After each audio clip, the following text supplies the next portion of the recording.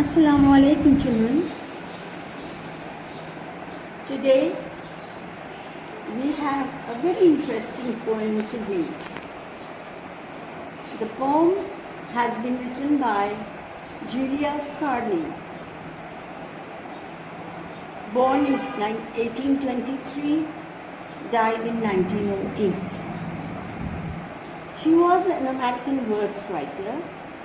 She was born in Boston and died in 1908. Not much is known about her. This poem was first published in 1845. It is a simple children's song to explain that even little things are important. Now, before we start reading the poem, let's have a short discussion around this topic.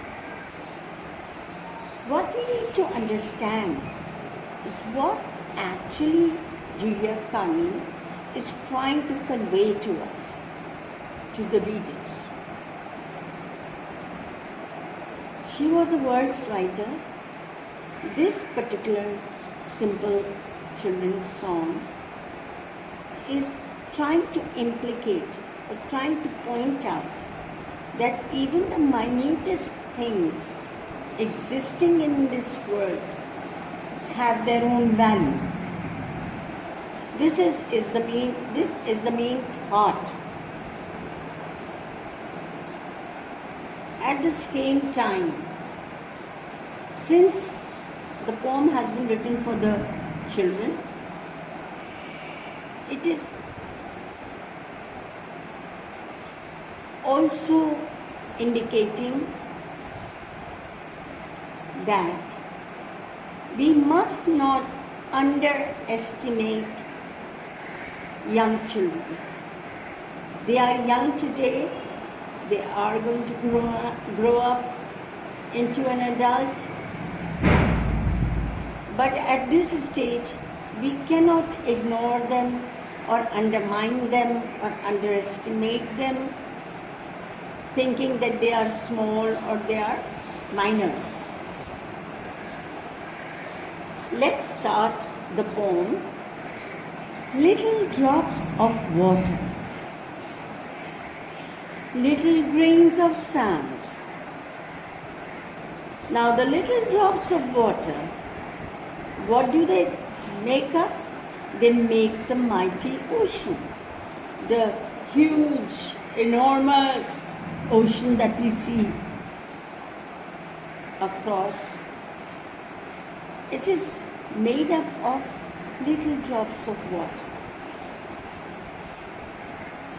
And similarly, this entire pleasant, beautiful land of ours, it is made up of little grains of sand. Now look at the image that Julia Carney is trying to paint in our minds. A drop of water may not be very significant in our life. But when you look at it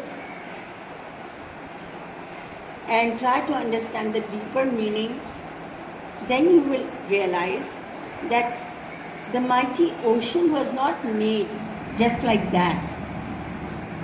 Collection of drops of water collected together ended up into a mighty ocean. Similarly, the beautiful landscape, the land that we are living on, is not just like that from the beginning. It is the little grains of sand. When collected together, they formed a pleasant land. Is it clear to you? Now, in the second stanza, she first gave us the example of ordinary things and how those ordinary things resulted into something beautiful, something significant, something very, very enormous.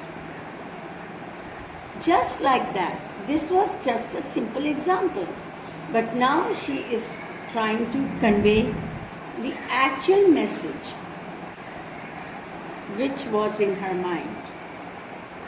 That is, little deeds of kindness, ordinary, petty matters. They might not be very, very big issues, but even the smallest of words of kindness, love, can make this world the most beautiful place worth living.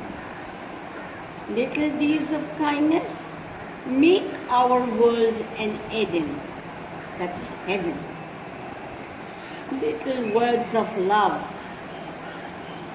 soft words, words spoken with kindness, softness, having love, are very, very important in the life of every single individual in this world. If we are kind to others, if others are kind to us, they may not be very big issues, they may not be very, very big events, but those small events, the small gestures of love, attention, kindness, sympathy, all this means a lot to all of us. When we face this, when we experience this kindness, this love, then the world in which we are living would seem to us like heaven. What kind of heaven? The heaven which is above. We all know that God has promised us, if we are nice, if we are honest, if we are sincere, if we are sympathetic, we are going to be paid for those good gestures of ours. Our kind behavior will be paid back in terms of life in heaven above. I hope the poem is very clear to you. In a nutshell, we are just simply trying to say that big things, great happiness does not come in very large packages. A collection of small matters, few words of kindness, sweetly spoken, bring enormous, exceedingly happiness in our life. So, we all must try to be kind and soft-spoken, and no matter how petty the matter may be, we should try to contribute in the good deeds. Okay, children, now that we have completely understood the whole poem, I want you to do the written work. Page 1, page 2, page 3, and last of all, page 4. Children, I would like to remind you one thing. Whenever you are preparing for your test, your exams, what is very essential is that you need to read the lesson or the poem thoroughly. Every single line, every single word, concentrate on it. Because whatever fill in the blanks and MCQs I am giving you, it's not a must that exactly the same will appear in the exams. It could vary also. It could be different. But if you are thorough in your studies, then any kind of sentence, any kind of fill in the blanks, any kind of MCQs will not bother you.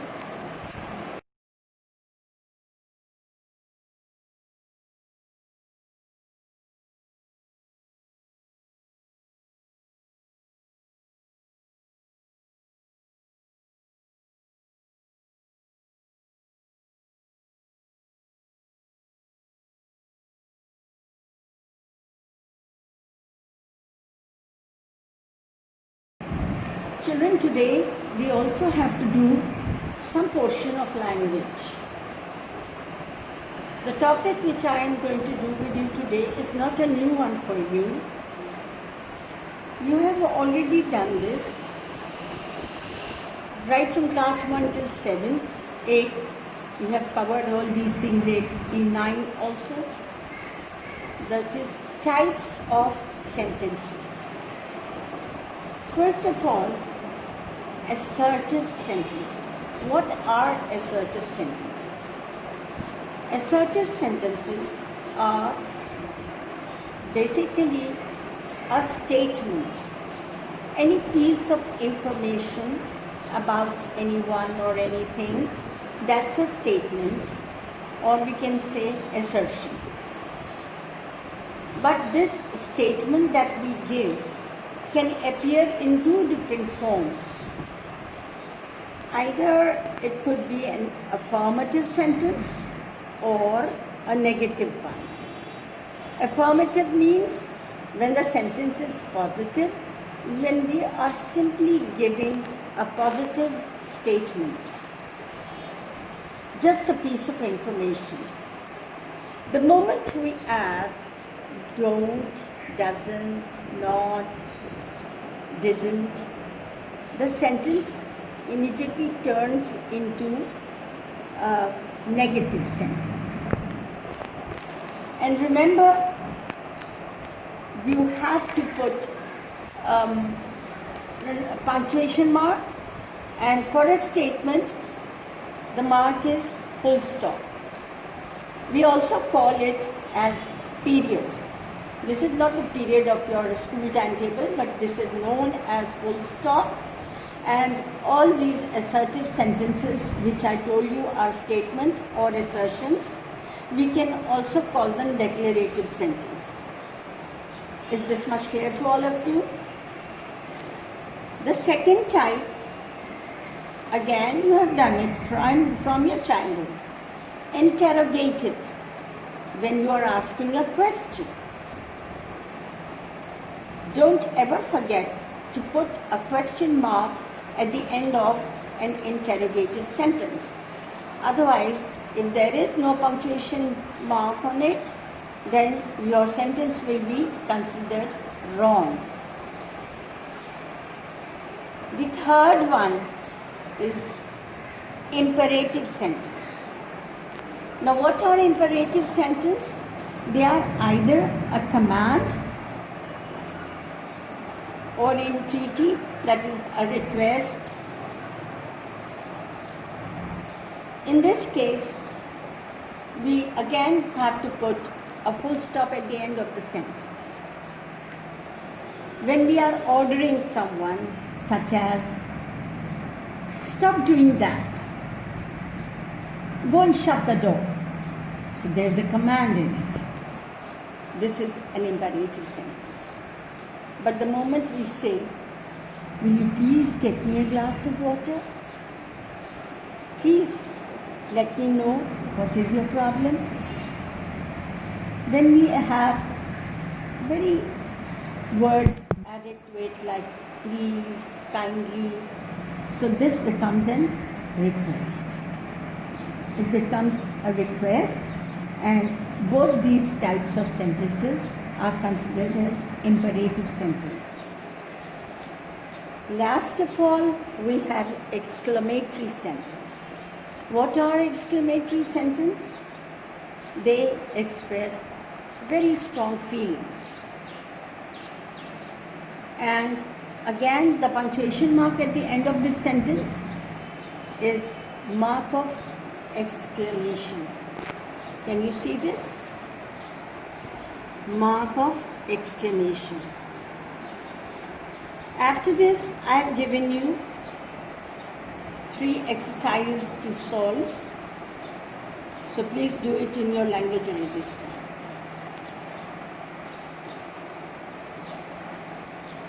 Change the following sentences into negative on page 1. Another exercise, that is to change the following sentences into interrogative on page 2. And last of all, you have to change the sentences into exclamatory.